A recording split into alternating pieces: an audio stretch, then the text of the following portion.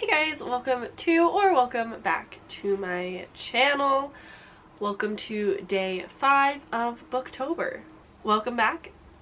Today we're doing something new on my channel, but something I hope to continue doing in the future because I think that they're fun to watch, fun to talk about. And today we're going to be reading the 1-star reviews on some of my favorite horror books. I only picked 4 because although I like horror, I read more thrillers than I do horror. I don't have a lot of horrors that I love. So we've got a couple different things on the thing today.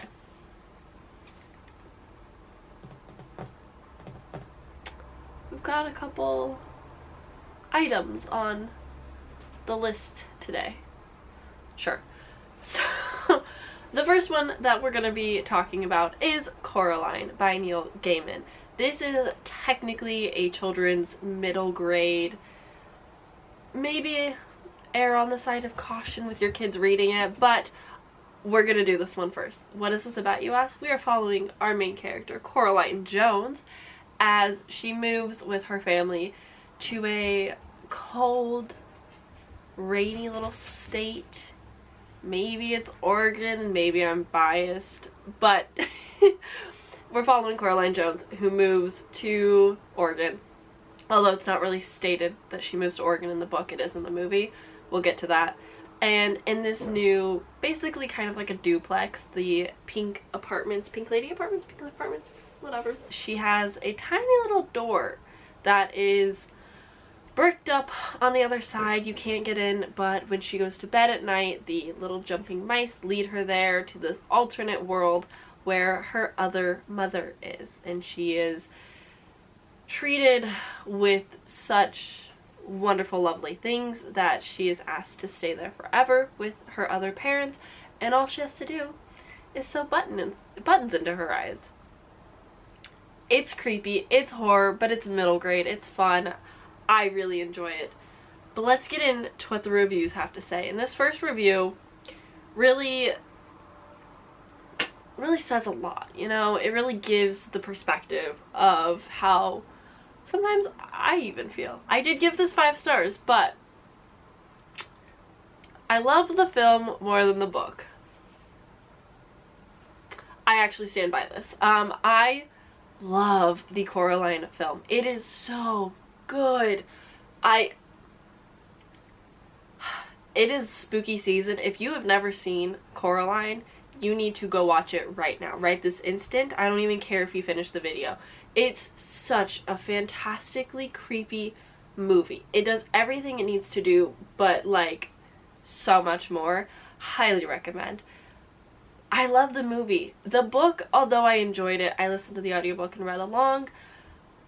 I didn't love everything about it. It didn't have as much to offer. It didn't have as much to offer. I think I would like to, whenever I own a copy, physically read that and give it a try and really get into it, because the audiobook, although good, it's narrated by Neil Gaiman, is not my favorite narration. It's not my favorite way of being told the story. So I do agree with the comment. If you have no interest in the book, watch the movie. If you love the movie, definitely read the source material. Okay, the next one. We get into the actual 1-star reviews now, I suppose. I really dislike this book. If it were possible, I would give it 0 stars.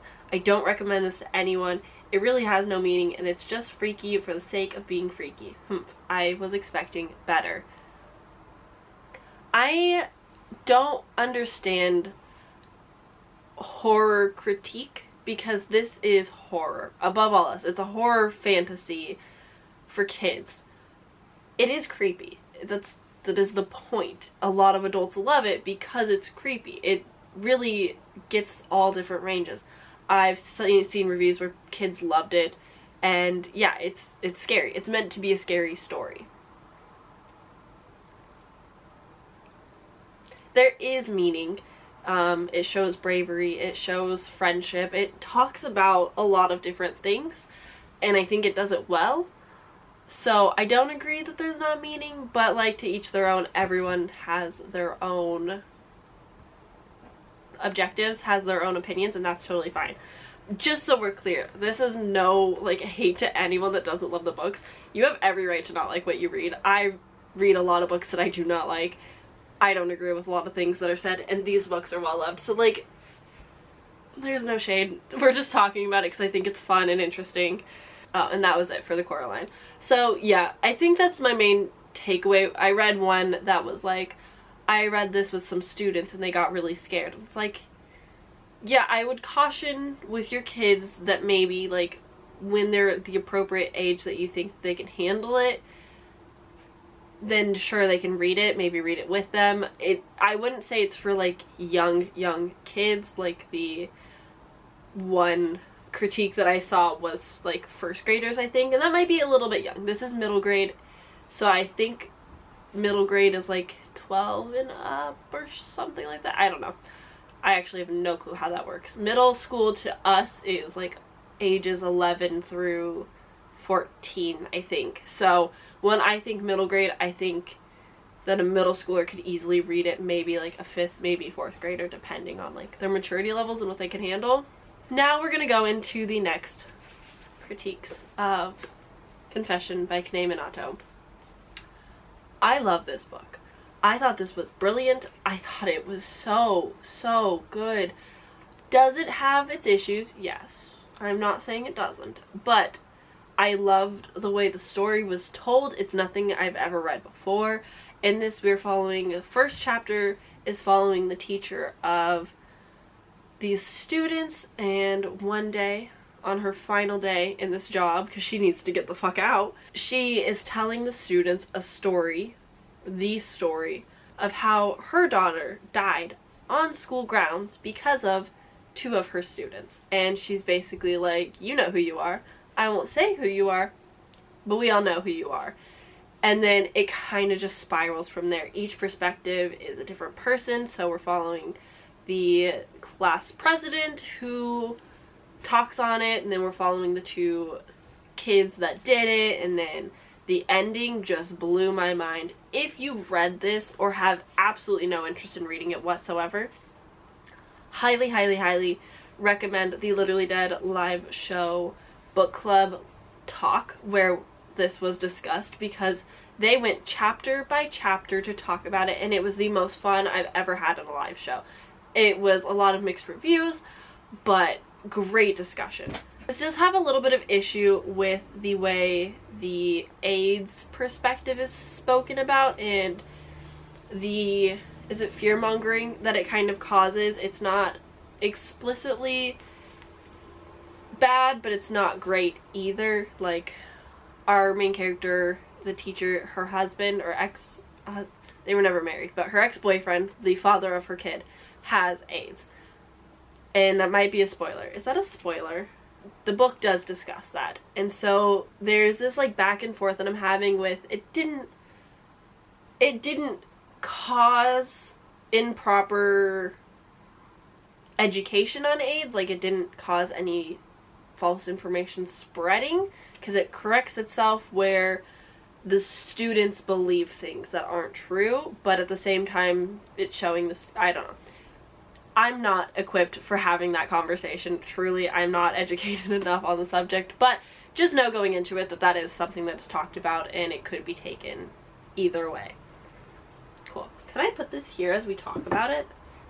Nice. The first 1-star review of one of my favorite 5-star books. How did this book get such a high average rating? Because it's good. Duh. The story of a woman teacher recounting a very long story of a group of middle school aged children. The story involves the death of the woman's child, who was murdered by 1 or 2 of these same students. Yeah, interesting premise, except for it makes no sense. Not in any way you look at it, even if you take into account cultural differences. No group of kids would sit still for such a long and boring tale. Oh my god, they'd be falling out of their chairs. And why is this? Why not go to the police? And yes, there's some long, irrational, convoluted reason the teacher didn't do this, but also supposedly one of the suspect's parents knows all about their kid's involvement in the murder, and oh my god, it just doesn't make sense. I read halfway, I couldn't finish it, but read long enough to know just, never mind, 1 star, glad that's over. But it's good. It's interesting. It's told in a way I never expected. There are twists that you don't expect. It's not like super thrillery. It's definitely more of like a drama thriller, drama horror. It's not explicitly horror or anything like that, but it has like horrors in it with, you know, 2 psychopaths. My knowledge of children is so off. Like, we're going off my own personal experiences in life. I don't have kids. I'm not a teacher. But when I was in middle school, I could sit still pretty easily. Like, I didn't really struggle with that. And I think if my teacher sat me down and said, look, I'm going to tell you the story how my daughter was murdered, I'd be like, I'm all ears. Tell me everything. This is so juicy. Would I go home immediately and be like, Mom, guess what? Absolutely. I'm sure the police would have been involved at some point. But like, for story's sake, that's so fun. That's so interesting. I love the slow torture of it all. Like, that's just next level, you know? I do think, though, that if you're reading a story for realistic whatever, like if you're hoping to get complete realism out of your stories, try nonfiction. I'd highly recommend nonfiction to you, because that's what the purpose of stories are, is it's fiction, it's elaborated, it's not real. I'm sure this would never happen, but that's like what makes it so interesting, because you don't know what's going on. Alright, this other review says, if I could give this book negative stars, I would. It is, hands down, the worst book I have read for this challenge. I don't even understand how it was picked. When a young girl died, the mother seeks revenge on who killed her, the boy through alternating chapters, and this is what I dislike most. When it is used in a story, it's usually very interesting to hear everyone's point of view. This, however, just was bad. The characters all seem to know more than they should and have reasons that things happened are way too cheesy. There are many other issues with the book, but these were... the sentence stops. Not sure if this was just poor translation of a Japanese book or if the actual story is really this awful, but the book selection committee for the HUB challenge should be embarrassed about this one. I don't know. I thought this lent for a really interesting discussion with the Literally Dead book club. I thought that I think there's 3 or 4 different hosts, and I thought they all had something very interesting to say. And they were so entertaining to like watch and hear their thoughts on this. I thought it lent to a really good discussion. I really enjoyed the chapters changing perspective each time. They were kind of long, but they went by fast. But I really liked the perspectives changing and seeing like the minds of different people and what they thought and how twisted it was just overall. So, I don't know. Obviously I disagree with all of these because I loved the book, but this book was ridiculous. The characters and the plotline were just dumb. I wonder if a 6th grader actually wrote it, or if all the 5-star reviews were written by friends and family. I can account that I am not friends nor family of Kane Minato, although that would be quite cool. I just liked the book. I thought it was good and interesting. And I thought the writing was good as well. It wasn't like flowery, lyrical, spectacular, but I thought it was good. I like translated works. I love Japanese fiction as well, so it was a win for me. If it sounds interesting to you, I would highly recommend you pick it up. And if you leave a 1-star review, make sure to put it down in my comments because I'd love to read it. Oh, the next one. So, this next one we're going to discuss is one of my favorite books of all time. House of Salt and Sorrow by Erin A. Craig. I've not heard great reviews on this already. I know people don't love it like I do, and I'd say you're wrong, but I also understand that like we all have our own opinions and taste in books, but like this is my taste in books. And I get so scared preaching about how much I love it on this channel, and then one of my friends, Eliza's about to pick it up, and I'm like, if you don't like it, I'm gonna be so scared. Because I don't want to like recommend books that people aren't gonna like. This is not well loved. It is well loved by me because I love the vibes, I love the story, I was so hooked and sucked into it. But I know that not everybody likes it, and that's totally fine. But in this, we are following our main character, Anna Lee, who is one of 12 sisters. But this, what they think is a curse on their family, is slowly killing the sisters one by one. Oldest to youngest, like just knocking them off cliffs and all this stuff. This is dark, it's heavy, it is fantasy horror. Like, there is so much magical, beautiful scenes in here. I really love dark, stormy, coastal vibes because I live in Oregon. That's exactly what our coast is like all the time. So I just love those vibes. I love any book that does a ball scene well, and this has many, many ball scenes in beautiful, sparkly slippers. It's just the vibes. I'm here for it. I like the romance, and I know that's a lot of people's dislike in it, and that's totally fine. I was here for the romance. I'm not gonna lie. I love romance subplots in my fantasy horror. So yeah, this was just the perfect book for me, and I understand that's not gonna be for everybody. So let's put this beautiful book here. Also, like, I'm sorry, the cover is just wonderful. Like, it's dark ocean, I don't know. Anyway, let's get into these 1-star reviews, and hopefully I don't cry. I can't believe this book came out in 2019 and not 2006. Okay. I am so frustrated. This book had so many promising elements, but it was a mess.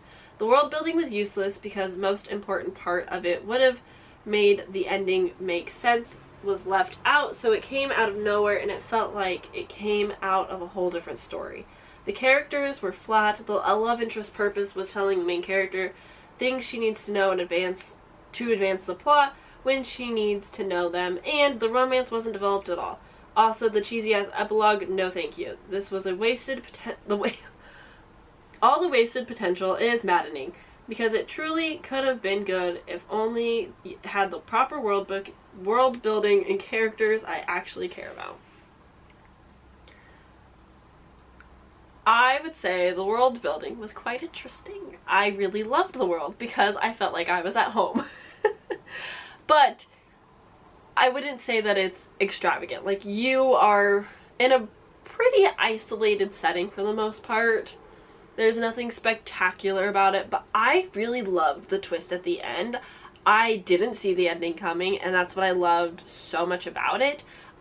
I do think, like, the ending, when the romance really develops, has its issues. I wouldn't say it's perfect, but I liked it. I don't know what to say. I love Cassian. He's a little baby.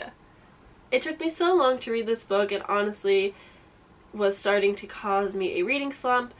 Maybe it's because I'm not familiar with the 12 Dancing Princesses, but I did not enjoy it.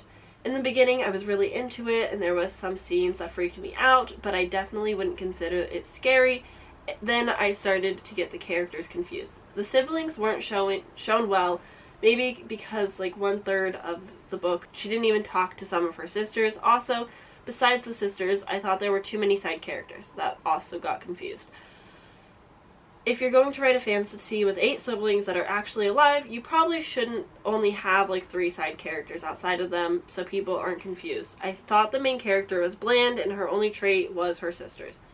Finally, I thought the mythology aspect was weird. Like, I love mythology, but I thought that it just didn't fit the book. But as I said earlier, I'm not familiar with the 12 Dancing Princesses, so maybe that's something the original, the author didn't want to include. I don't know, I just think it wouldn't fit well. I honestly don't remember much mythology in it, but I kind of get it. I don't know. Yeah, it is a retelling, if you didn't know, of the 12 Dancing Princesses. I'm also not familiar with that source material, so I don't know how similar or different it is, but we already know I liked it. What more can I say? Alright, this final review says, what the fuck was that ending? Nothing happened during the first 70% of the book. It was all filled with random shit like dress fitting and trying on new shoes and waltzing and eating kippers for breakfast or whatever. Then the most absurd chain of events started to unfold, which quickly led me to question how the fuck did this book manage to scrap so many 5-star reviews. I felt like in order to not DNF, I had to consistently dumb myself down. I get the writer was aiming at, but I think it was poorly executed and extremely juvenile. The way this mystery was eventually solved just felt really underwhelming to me. The promise was so promising, and I kind of expected more. Yeah, I wouldn't say that the ending was great, like I've mentioned. Definitely has its faults. It's not fantastic. There are a lot of characters. It's a lot, but I truly read for enjoyment and I read for the vibes. If the vibes are there and good, I don't always need plot. I can read character-driven books just fine. I can read plot-driven books just fine. And I can read for the vibes. And the vibes, man. The vibes. But I'll lay this one to rest.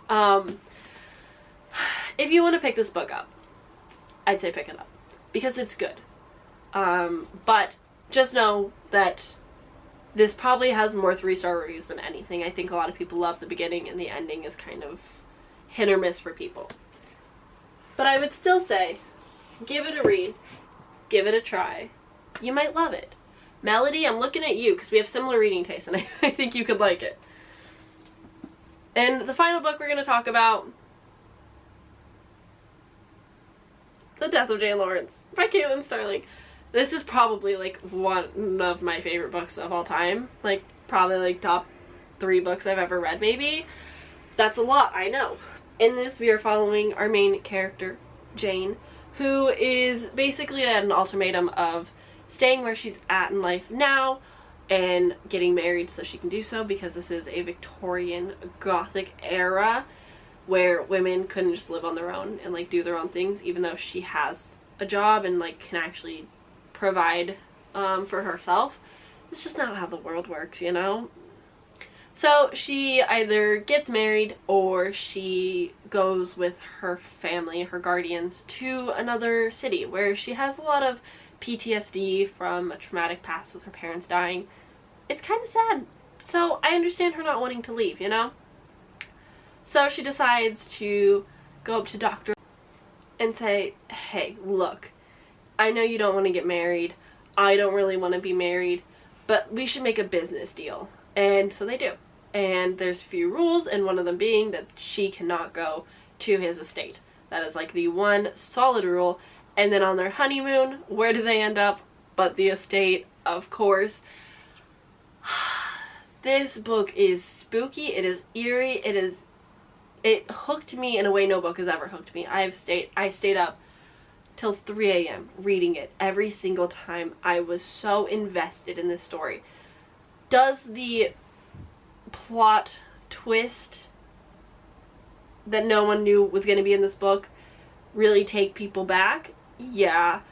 Does it make sense? No. Do I need it to make sense? Absolutely not. I do not need magic systems to make sense. I do not need the fantasy element of a book to make sense. If there's spooky ghosts in the manor, cool. I don't need to know why. I don't need to understand how that happens.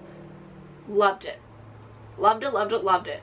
I thought it was so fascinating. I loved the romance. I loved everything about it. So, let's read some 1-star reviews that will hurt my feelings. Where do I begin? This book was such a disappointment. It began so intriguing, at a slow pace, yes, but with the atmosphere of the new classic Gothic, giving Crimson Peak vibes. I love that. It captivated my attention entirely from the first page. By the middle of the book, it began not only to drag a lot, but it turned to another story completely, and not a good one, I may say. It was boring and confusing. I can't even imagine to understand what drives the characters to do what they do, and they change their minds in the way they see each other over and over again. It was frustrating to keep reading. I only kept going because I really don't like to DNF books and always want to see how they end. Sad to say, it was one of my most anticipated reads and it didn't live up to my expectations. The second half ruined everything and the beginning was awesomely built. I wouldn't recommend. Sorry. Yeah, so this was November's Literally Dead Book Club pick for November. I just said that. Last year of 2021. It was pitched as a horror gothic story and the plot didn't really give much away, especially like the twist at the end, and a lot of people were not happy about that. They didn't know it was going to be in the book, and they were disappointed about that, and I say that sucks. I had no expectations going into this. I knew very little of it, so I didn't go into it thinking it was one book when it was totally something different. Like, I went into it just like there to experience it, and I came out so happy in the end. And I think that's the best way to do it. Like, don't go in expecting anything. Don't try to understand everything at the beginning, because it wraps up at the end. And I think that's another part people don't like, is that it gets a bit convoluted in the end. The second half of the book really does a lot, and it doesn't make a lot of sense. And then you get to the very, very last chapter, and it clears up everything, but it still leaves you confused. And I really like that about a book. It made me question things, it made me think a lot, and I was constantly like wondering what's gonna happen next. So yeah, I like the second half, but I can understand where people are coming from. Honestly, this started out well, became a huge messy jumble of words that made no sense. The plot was lost, the author started rambling like a madman. One has to wonder whether they tried this magic themselves and went off the rails. How else does one justify the writing within the book? I actually love reading any book that makes me feel like I am in the character's head to the point that I too am confused, I don't know what's going on, and somehow I'm going insane with them. Like, we're in this together at this point. Like, I'm solving the mystery, I'm in this manor, and I'm being haunted, and I need to know what the frick is going on. I love that. I love that feeling. Like, that's such a good feeling. I'm really excited to read Piranesi, because everyone says that you're just going to be confused the whole time, and it doesn't make sense until the second half of the book. And if that's the case, like, sign me up. I know I'm going to enjoy that, because I love being confused, because I can think and question things, but also, like, I don't have to think about anything. It's probably unfollowing me because I didn't properly put it back. Alright, and my final review for The Death of Jane Lawrence. It tried to be too many things at once. Cultish, gothic, horror, fantasy, mad woman in the attic, Victorian mystery, pastoral, romance, ghost story. It relied heavily on a lot of tropes of Jane Eyre, Crimson Peak, Rebecca, and in order to subvert these tropes, made the plot extremely boring and confusing. Yes, this book did the impossible. It was boring and confusing. Literally the biggest waste of time. I loved wasting my time with this book. I really just did this video to hurt my own feelings. Because here's the thing. I think that opinions on books, this is the end. I think that opinions on books are so necessary, because one, we're all reading for enjoyment. We're not reading to critique literature for being the best in the world. We're not studying literature all the time. Some of us just read for enjoyment. And you know, I enjoy the books I enjoy. I can't always explain why. Sometimes I read a book and it just makes me happy. Does that mean that it's a good book? No. And I will never say that my 5-star reviews are objectively good books, ever. Because I understand that within every book, there's going to be someone that doesn't have the same taste, or doesn't enjoy the writing style, or the plot, or there's controversial things in there that are hard to look past, and I think that's valid. I think every book has room for critique, and I think that's what makes reading so interesting. Do I love my books? Absolutely. Does it hurt my feelings that people don't like them? No. You don't have to like the books I like. I don't have to like the books you like. And I think at the end of the day, we're all just reading for fun and escapism. And if this book or any other book helps me take some stress off a day, then, like, it did the job. And that's what we're all here to do at the end of the day. This became much deeper than I ever intended it to. But although, like, bad 1-star reviews hurt my feelings, like, it makes me sad that someone didn't love a book as much as I did, but at the same time, that's how reading works. That's the point of literature, baby. Like, that's just how it goes. So yeah, this is just a video for fun, because I know that I like some weird books that nobody else really enjoys. But there's always going to be an audience for it. There's always going to be somebody out there that likes it. And if I can recommend books to anybody and just one person likes it, then like I feel accomplished. I feel good. If I can talk about books, I'm happy. And that's all reading should be. So I guess this is just like a little reminder message to people. If you're watching wrap-ups and people are dissing on a book you love, don't take it personal. It's okay to not like the same stuff. We are all unique, have our own life experiences that pave the way for us, that make us love and hate things differently. And that's okay. It's fun to be different. And it's fun to scream about a book you love to a crowd of people that hated it. Because you're just sitting there like, this is my favorite thing! And everyone will listen. Because it's interesting to hear what someone else has to say that's opposing. White Smoke by Tiffany G. Jackson. Can't stand that book. That is a well-loved book. I could not stand that book. I'm surprised I even finished it. I was so upset when reading it for different reasons. A Lesson in Vengeance by Victoria Lee has its problems. I really enjoyed the story. I was very ignorant to a lot of the problems that it had. That's why I didn't talk about it, because I'm not equipped to talk about everything all the time properly. But that's got problems that I didn't realize when reading it. And I think that's another reason I enjoy reviews existing. Not for authors' sakes, but for readers' sake, because I didn't understand a lot of the things that happened in here with the side characters that I now know because I read some reviews. And it makes me see the book in a more critical lens. And so I'm more hesitant to review that so widely. And that's all it is. That's the video. This took a different turn than I was really expecting. Like, this was just for fun and I somehow took it a little bit deep, but sorry. If you made it this far, thank you so much for listening to me ramble. I hope you enjoyed the video, maybe. Let me know if you're picking any of these up, because I love talking about them. I think that's the thing. I love talking about my favorite books, especially. So if you enjoyed these books or read any of these books or want to, let me know. I'd love to hear about it. But that's it. I'm gonna go. I'm gonna get this video edited and up for y'all. Thank you guys for hanging out with me. I'm losing my voice. Oh no. Thank you for hanging out with me. I'll see you guys tomorrow in my next video, because I'm doing Booktober, baby. We're doing the thing and it's going alright. Like this video if you enjoyed. Subscribe down below if you want to see more from me. And I will see you guys tomorrow. Bye!